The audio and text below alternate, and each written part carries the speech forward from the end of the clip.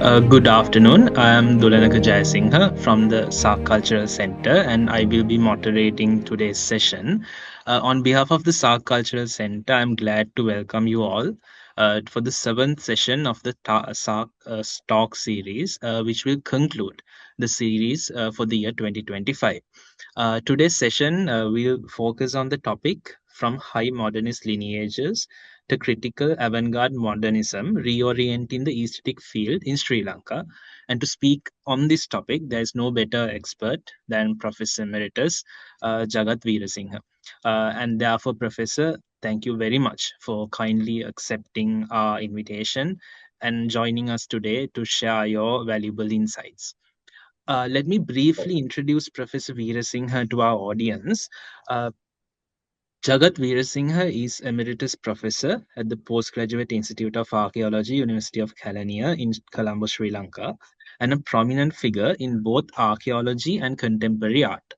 He has held senior roles in the Central Cultural Fund, such as Director Consultant Expert for Mural Painting Conservation from 2010 to present, Consultant Director of Archaeology for the Sigiriya and Dambulla World Heritage Sites from 2014 to 2022, and he was Director of the Postgraduate Institute of Archaeology from 2010 to 2017. As founding chairman of Tirtha International Artist Collective, he has shaped the direction of Sri Lankan contemporary art, often engaging with themes of social injustice and global politics. Veerasinghe's artistic practice spans over 40 years with numerous exhibitions and art projects in Sri Lanka and abroad. He has been featured in key shows like the Fukuoka Asian Arts Show in 1994, Asia Pacific Triennale in 1999, Arts South Asia Show, Liverpool University Gallery in 2002, and the Singapore Art Biennale in 2006.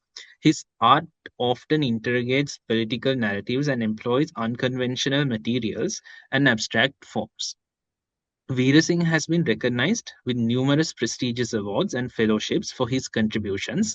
These include the Rockefeller Foundation Residency Award at the Bellagio Center in 2016, fellowships at the Institute of Archaeology, University of London in 2001, the ICCORM at the International Conservation Center, Rome in 2008, the Stellenbosch Institute for Advanced Studies, South Africa in 2010, visiting artist at Davidson College in 2019, visiting scholar at the University of California, Berkeley in 2009, and University of Texas at Austin in 2022, alongside other international accolades.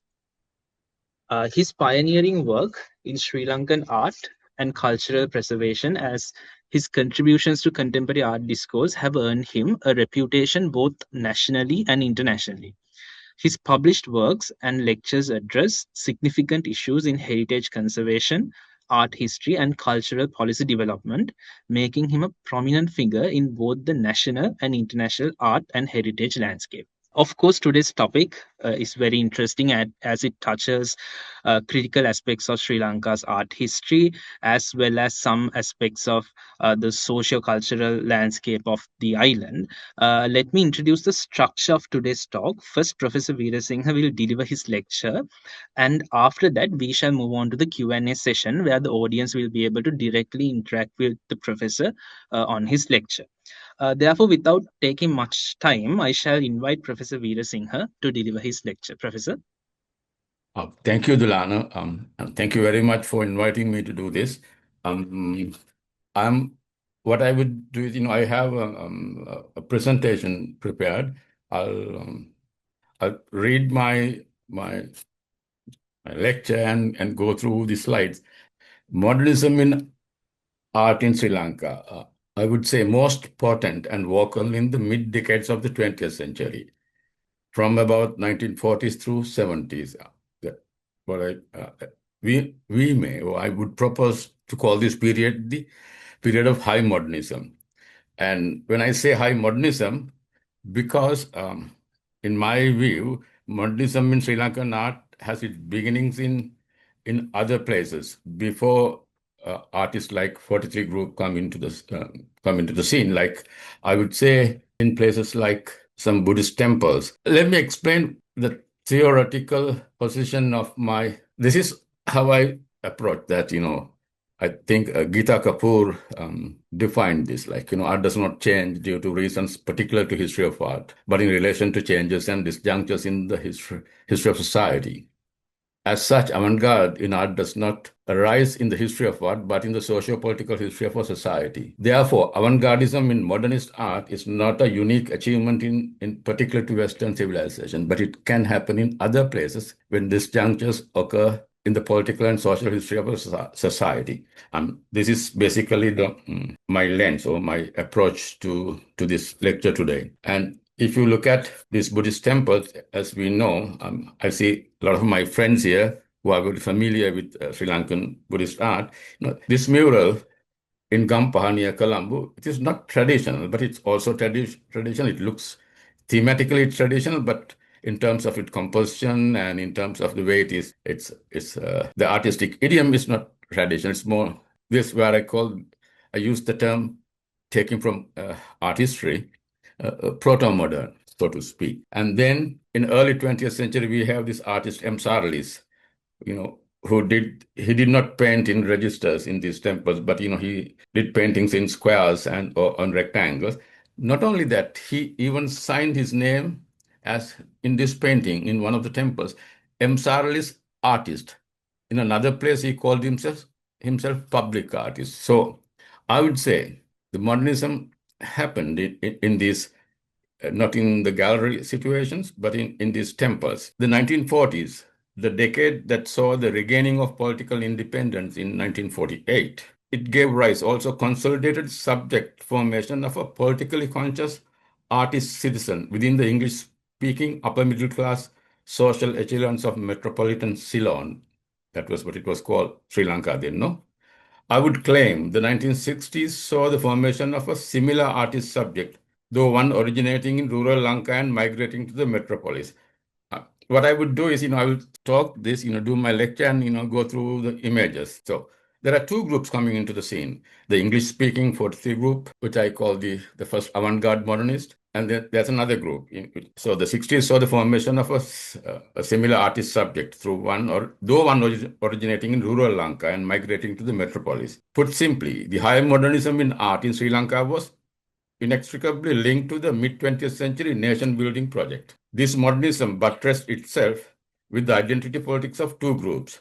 As I said, the metropolitan upper middle class, the most anglicized social class vying for political power, and the Sinhala-speaking middle class migrating to the city. For this reason, Orientalism, a notion of indigenism, and a desire for abstraction mark the best works of the 43 group artists and also those overtly nationalist, Sinhala-speaking artists such as the members of the Jatika Kala Perumuna.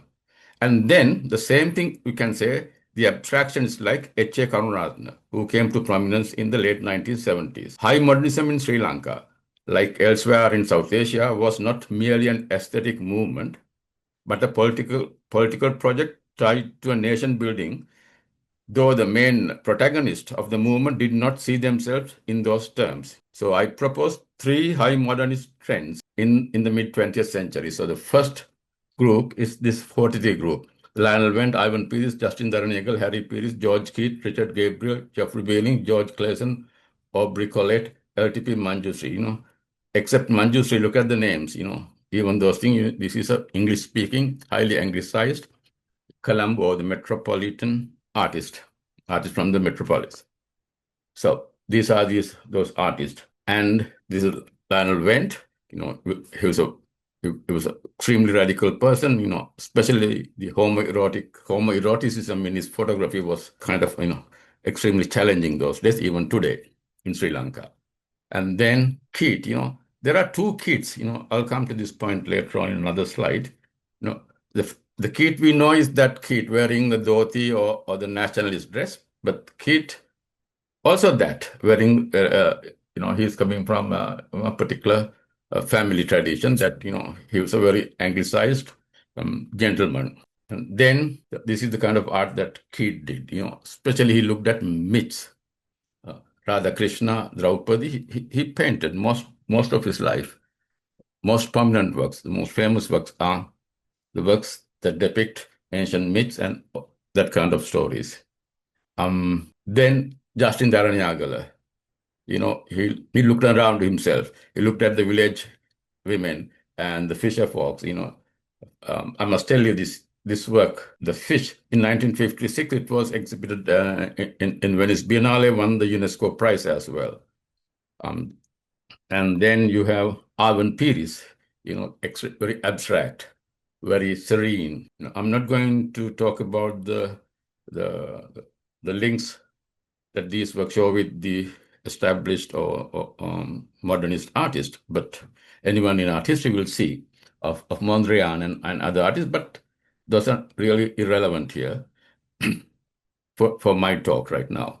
And then you have, okay, so in the way I see, the political meaning of the 43 group was that they were directly and consciously and reflexively engaged in the anti-colonial struggles of the time. This is my claim. The members of the 43 group, especially Keith, Darnigal and Ivan, the three most important artists of the group, did this struggle both in their art and in their lives in different ways and manners. The world, the nation that Keith imagined in his works and through his body was rooted in the populist nationalist thoughts of the time, which was Orientalist. While Dharanyagala and Ivan, it was not rooted in Orientalist ideals of the nationalist thoughts, even though one may say that there are shadows of Orientalism. Some younger art historians actually argue for that case. When Keith was looking to the past and to the myths for inspiration and imagination, Dharanyagala and Ivan looked around their everyday lives. Ivan, as you could see, looked into the Dehiwala beach, and and so this is a slide I would like you to think of, like what is Keith's problem here? This is Keith in 1934, and this is the Keith that we know. He changes attire.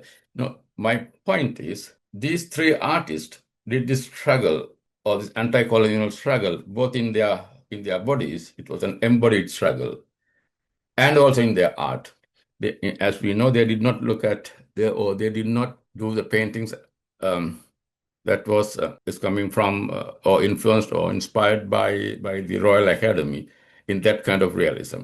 Anyway, and then the significant achievement of the 40 group can be considered as their successful attempts at rephrasing a selected number of modernist trends and artistic approaches that flourished in France in the late 19th and early 20th centuries, giving rise to a distinctly Sri Lankan modernist art, or the Lankan expression of South Asian modernism. When they were actively painting, there were so many leaps and jumps and trends in Europe. They selectively took certain things. Duchamp had already come, but they did not look at Duchamp, for example. And this is the Jati Kala Peramuna artists who were mostly inspired by what was happening at Shantiniketan in India.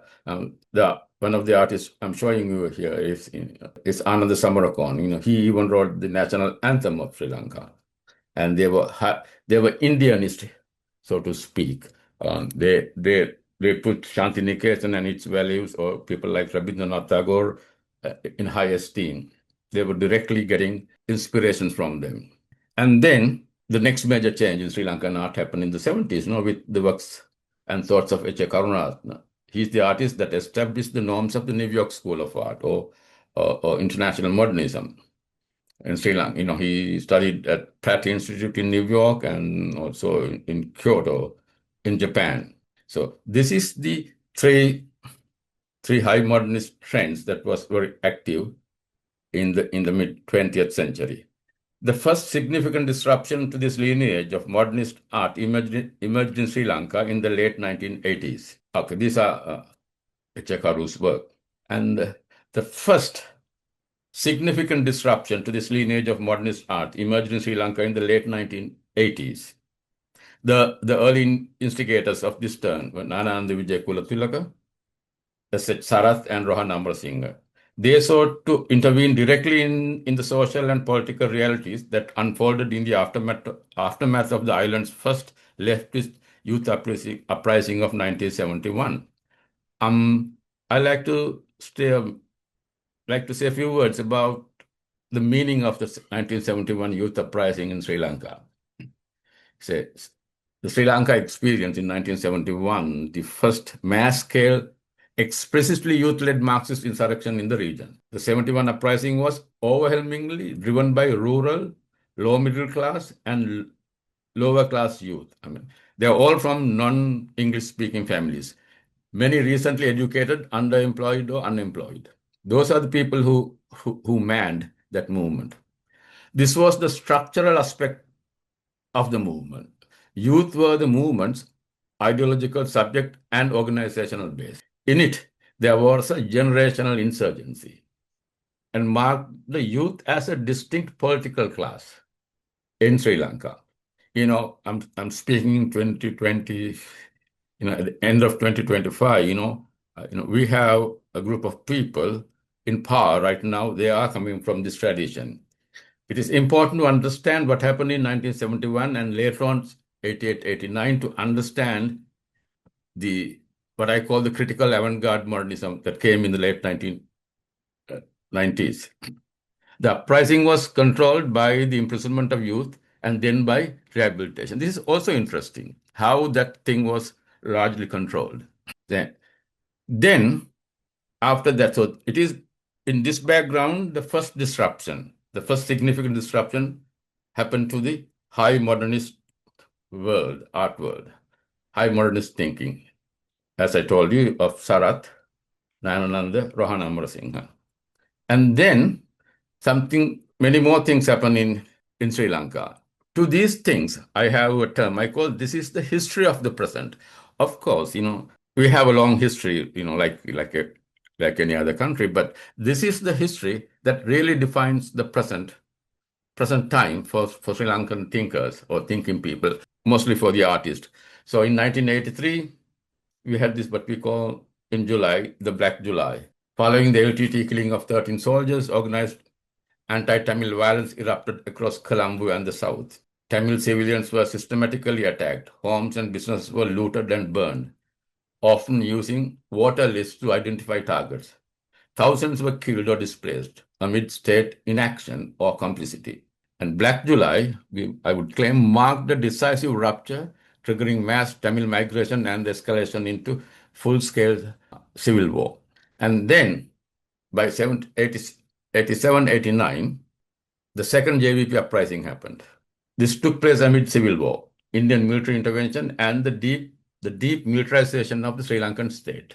This time, the uprising was controlled by disappearances, death squads, and extrajudicial killings.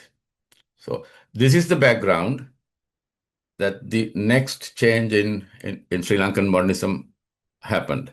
So just to, I just want you to stay with this, my description of these two events, the 71, the fact that it's a youth-led movement, youth as a distinct political class, and how it was suppressed. So Nayanananda, Sarath, and Rohan, rejecting both the idyllic village imagery and the idioms of abstract spiritualism that characterized much of the preceding generations, they redirected artistic attention towards brutalities of political violence, the corrosive effects of systematic corruption, and the objections embedded in everyday life. So what began as a set of dispersed artistic gestures gradually congealed into an emergent critical avant-garde sensibility, one that unsettled the normative expectations of Sri Lankan modernism. This sensibility would, by the late 1990s, crystallize into the movement now known as the 90s trend, articulated most forcefully through the works of artists affiliated with the Vibhavi Academy of Fine Arts, Tirtha International Artists Collective, and the younger cohort of art students at the Institute of Aesthetic Studies during the late 1990s and early 2000s. It is within this milieu that the thematic, material, and conceptual reorganizations of contemporary Sri Lankan art took on a decisive and historically consequential form. So this is the 19th trend, the last decade of the 20th century. The 90s experienced a major outbreak in artistic talent that changed the entire course and the look of the modernist art tradition of Sri Lanka. The 90s was an explosive decade for artistic activities across Asia, as we know. So installation art, performance art, pitch as new aesthetics, search for new kinds of types of art, materials and techniques, feminist criticality, popular culture as an art experience, violence and displacement become central themes in art. All this happened with the 1990s, with the 90s trend, or on the late 1990s. Taken together, the practices of these artists historicize the modern Sri Lankan subject, shaped and often brutalized by the political calamities of the post-independence decades. This historicizing unfolded primarily through the insistence that the artist's own life world, with its wounds, anxieties, and lived encounters with violence, be recognized as a legitimate and urgent site of inquiry. This is what I see. Like, if you look at the mid-20th century modernists, it was not their life, so to speak, that they painted. They painted something outside. They looked around them. But in the 1990s, like the young men and women participated in 71 uprising and the 88-89 uprising, these artists look at their own life as a site of inquiry. In assessing this, they expanded the thematic, material, technique, and conceptual horizons of Sri Lankan modernist art, moving decisively beyond the conventional pictorial field. They activated the expressive capacities embedded in the material culture of modern urban Sri Lanka, in the proliferating popular culture of the post-1977 open economy, in the traditional and colonial value system that structured dominant social imaginaries, and the region's craft and knowledge traditions. I'll show you examples on these works. So these are the thematics that we dealt with, the artists of that generation, of my generation, of the 1990s. The art associated with the 90s trend placed inherited notions of beauty in painting and drawing under critical suspension, effectively unsettling their authority. So, portrayal of a society that is frustrated in the face of war and a machinery of organized political crimes, portraying self-critical and reflective narratives on complex human psychology such as sexuality, love and hate, marriage, sexual love, personal histories, feminist approaches, and feminist criticality. They all informed the arts of the 1990s. Life and anxieties of the urbanites and the suburban communities, the consumer society, and the effects of globalization. They all took shape in the art of the late 1990s. At the same time, the 90s trend was an art of global belonging. It was an art that grew up within a context of South Asian network of artists, facilitated by number of artist-led initiatives from Delhi to Karachi to Dhaka to Kathmandu to Lahore. The art only in Sri Lanka. It happened in relation to other places in the region. That was the time, late 90s or the early 2000s was the time that we were working with so many artists from Lahore, from Karachi, from Dhaka, from Delhi, from Bangalore, from Kathmandu, and all that. I'm showing one of my own works. It's called the Broken Stupa. The art associated with the 90s trend placed inherited notions of beauty in painting and drawing under critical suspension, effectively unsettling their authority. Installation and performance practices emerged as potential political instruments capable of disrupting entrenched norms that legitimized violence against minorities, women, and youth. Within this milieu, artists and artist collectives assumed highly visible roles in forms of activism that recalibrated the public meaning of art and its social obligations. So, Tirth International Artist Collective, Vibhavi Academy of Fine Arts, or Setu I think it was in Jaffna, and so many artist collectives working together. I'm just showing some works of the early 1990s and the early 2000s. It is important to note that if high modernism in Sri Lankan art came of age within a political environment shaped by anti-colonial sentiment and struggles for independence, critical avant-garde modernism emerged within an altogether different historical condition, one marked by ethnic warfare, systemic political chronism, and pervasive forms of state and non-state violence.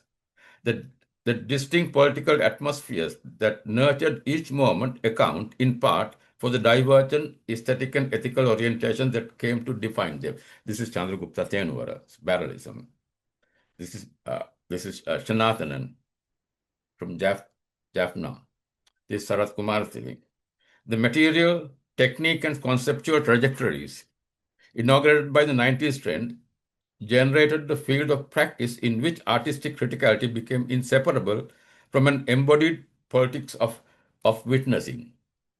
In a way, these artists witnessing the brutalities happening right in front of their eyes and brutalities happening to themselves. Most of the artists of the 19th, even people like Sarath Kumarasi, they all have spent periods in torture camps, including myself, so to speak. This is Pradeep Chansiri, Pushp Kumara, Korali Gadra. The material, technical, and conceptual trajectories inaugurated by the 90s trend generated the field of practice in which artistic criticality became inseparable from an embodied politics of witnessing, as I said.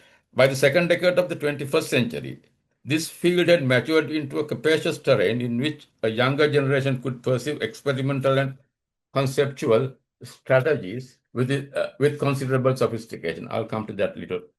We'll show you images of that later. Let me finish the slides showing the first generation artist of the 1990s. This is Prasanna Ranababu. This is called The Beautiful Explosion. Mohamed Carter, he used to paint all these dark landscapes and installation art, or the black food being served to people. This is at this beautiful site of Lunuganga. This very dinner table was a violence in itself, because if you know Jeffrey Baba's Lunuganga, that beautiful site, this is what artist Sanath Kalubadana performed. You can see him sitting at the edge of the table. It's called Yantragala and the Round Pilgrimage, an installation I did some in 1994. A yellow wall, I would use a yellow color as a violent color in our part of the world, which is for obvious reasons, and yellow knives or yellow machetes falling from above. With Anura Krishanta, this Anoli Perera, this where the craft became an important technique, using craft and a material to question the established notions of womanhood, the role of woman in a society. This Pala Puthipidia, his identity card, Sujiva Kumari, Pradeep Palavatna. I'm not going to talk much about it on each painting. I just want you to give an idea, the diversity, the kind of thematics that these artists were engaging with. Bandhu performing in Jaffna, Bandhu performing in Colombo at Lunuganga. And you see, this also by Bandhu Manamperi. These are Buddha statues, eroded Buddha statues.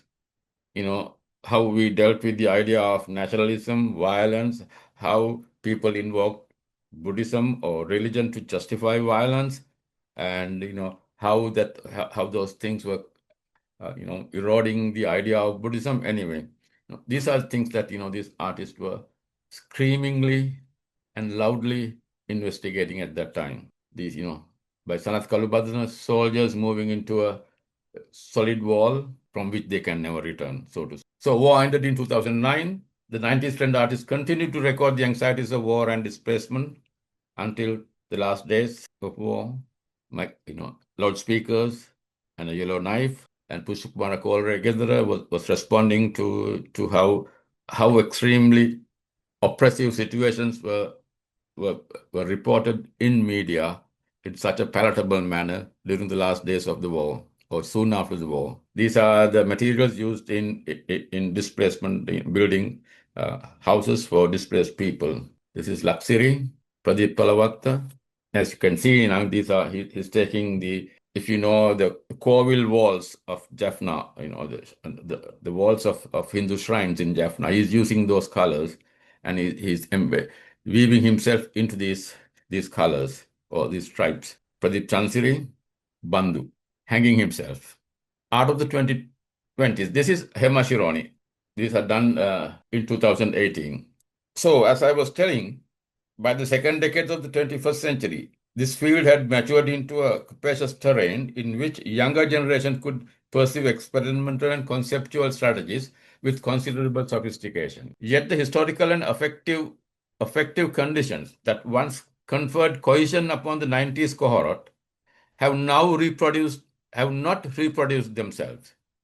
The collective ethos that in the 90s operated as both a practical resource and a mode of political subjectivation has largely dissolved. Younger artists circulated, for obvious reasons, within networks that are more individuated, more mediated by globalized cultural economies, and less bound by the shared horizon of crisis that once compelled a common idiom of resistance.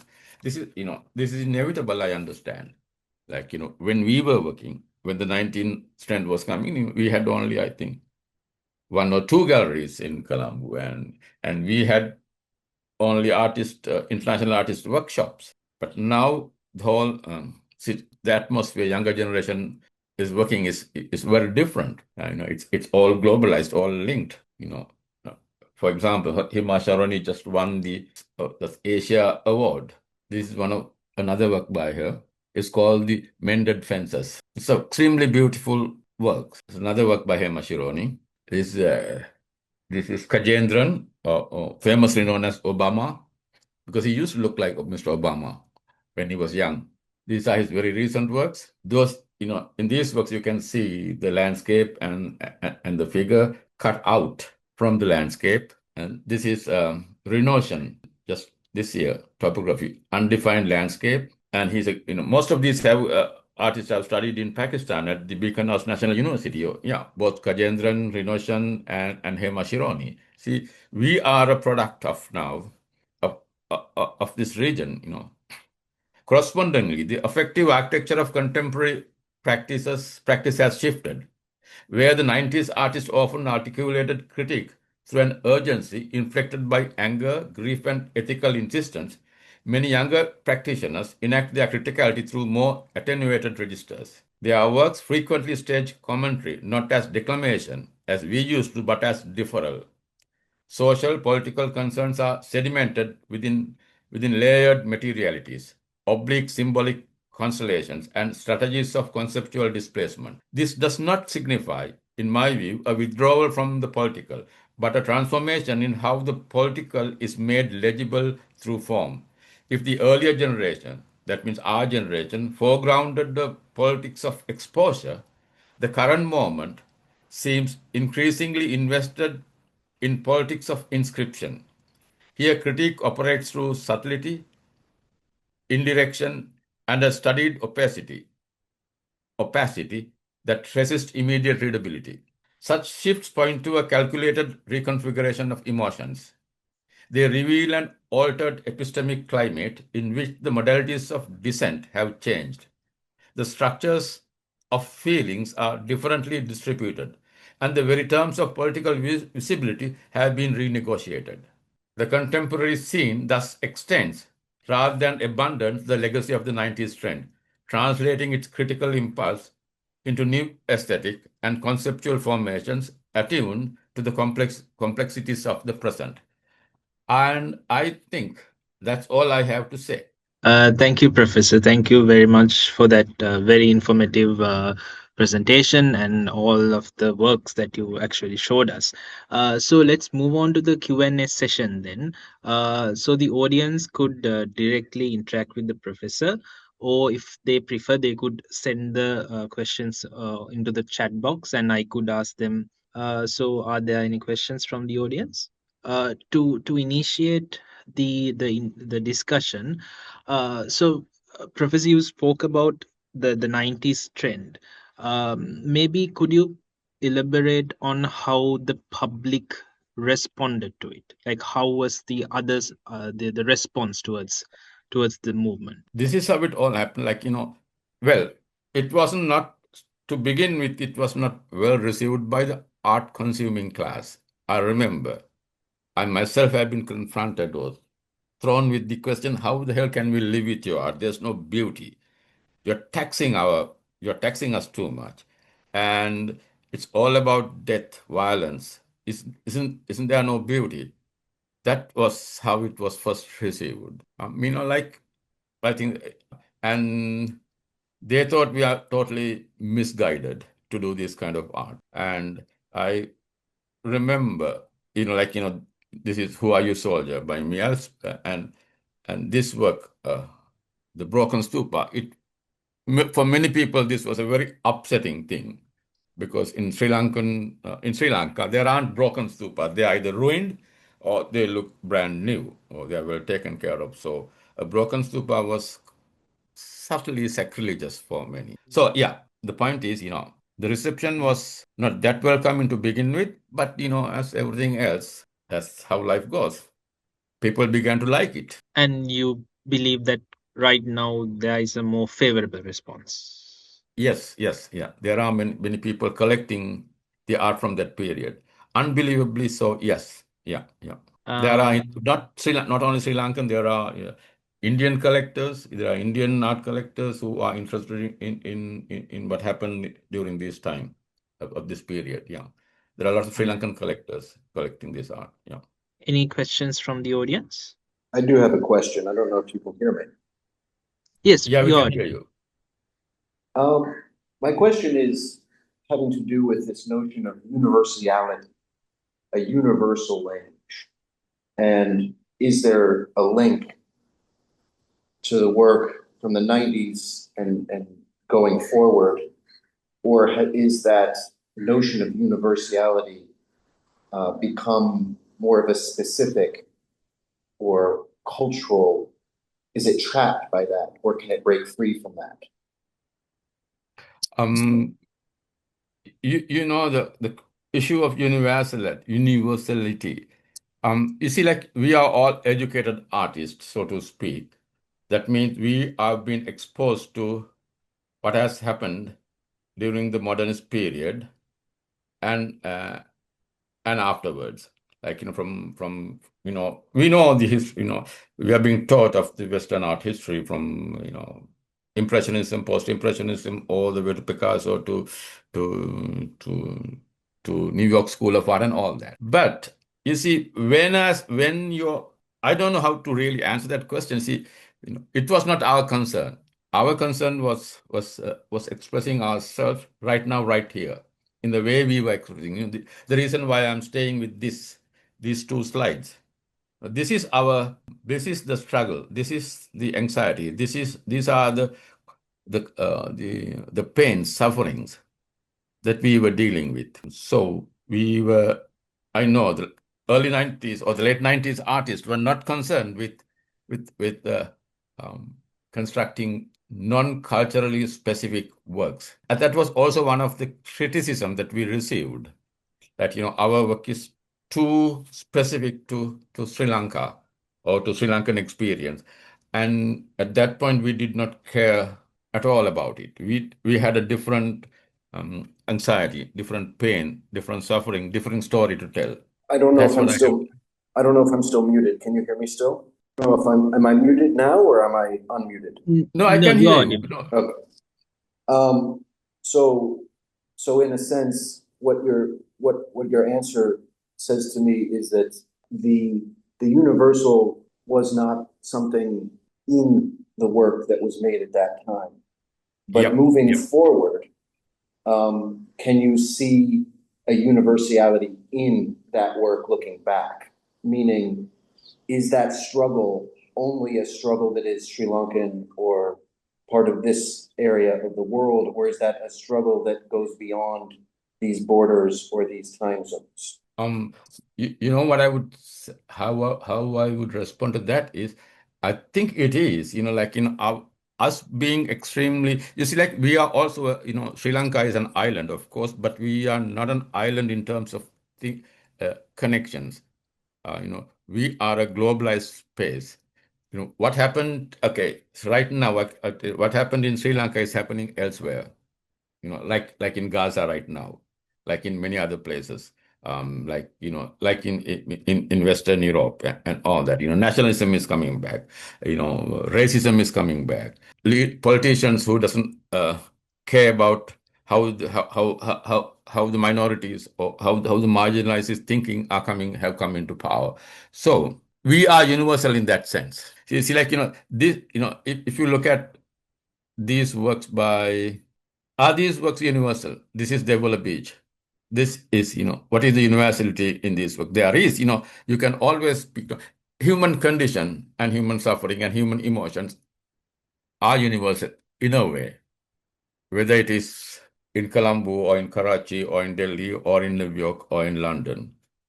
But the way you rephrase it, the way you contextualize it is extremely culturally specific. So that's what I yeah, I can see the art is in some way a form of healing, is in questioning, but I think my perspective is that the act of making art is a healing endeavor in a way, yeah. and that inherently links to human dignity and universal human rights and things like that. And I see a lot of these energies very much present throughout the history of the work you've shown today. And moving forward, this one image you've shown with the landscape, the loose landscape, and the figure cut out is something that is almost like it's a universal feeling almost, if you follow me. Yep. Yeah. I think you're referring to this one. Yes. It's very powerful. Kajendran, yes, yeah. He's a younger artist from Jaffna, actually. It's an extremely powerful diptych. Thank you. Pleasure. Thank you. Are there any more questions from the audience? Or even if you need, if there's a point of discussion, you're welcome to share it. Well, if there's no one else asking a question. No, there is Janice. Janice is raised the hand. Janice. Thank you, Jagat. Well, given that you've been witnessing this scene for rather a long time, it's very hard to present all the variations, interactions. And I mean, I don't want to make this just about what I'm interested in, but could you say a little bit about what you've perceived in the changes vis-a-vis this quote global, your interactions and others with artists outside of Sri Lanka?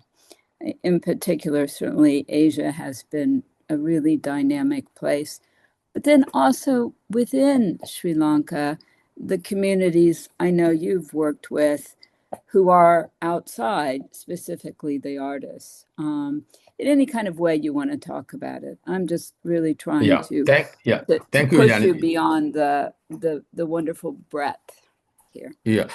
I'll tell you, it's a good question. So it gives me See, when we began to work together as a collective with, Vibhavi Academy Art and Tirtha, we worked first the Sri Lankan story. We worked with craftspeople in the villages. We would spend, weeks sitting at the feet of traditional craftspeople, understanding the way they work. And then we learned their craft, one of the work that I showed you of Anoli using craft work, this work, she's also working with craftspeople and doing this, and also knowing it so that's one level of working. And we also work with activists, all sorts of activists. We will be out there on streets protesting and, shouting against violence and all that. That is the Sri Lankan story. At a regional level, I mentioned this, we had so many what we call international artist workshops. So one workshop with, Sri Lanka, we ourselves organized several international artist workshops. So artists from many countries, mostly from South Asia and also from other parts of the world would come. So we have, so the sharing of ideas, techniques between artists happen at one-to-one level. That means, in a way, we have met almost all the major contemporary South Asian artists in these workshops. From say you mentioned any big name, we have met them in one of these workshops, and we have worked together in Karachi, in Lahore, in Delhi, in Dhaka, in Kathmandu. So, as I was telling, this is what I see now.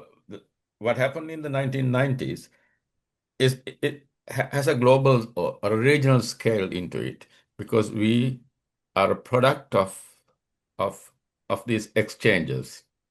For example, the Goj International Artist Collective in Delhi and in Lahore, there is another artist workshop collective. So Chinese, the whole thing. See, we were not very well welcomed within our own cities as such, only among our friends and our colleagues. But we were most taken care of by this international, what we call South Asian Artist Network.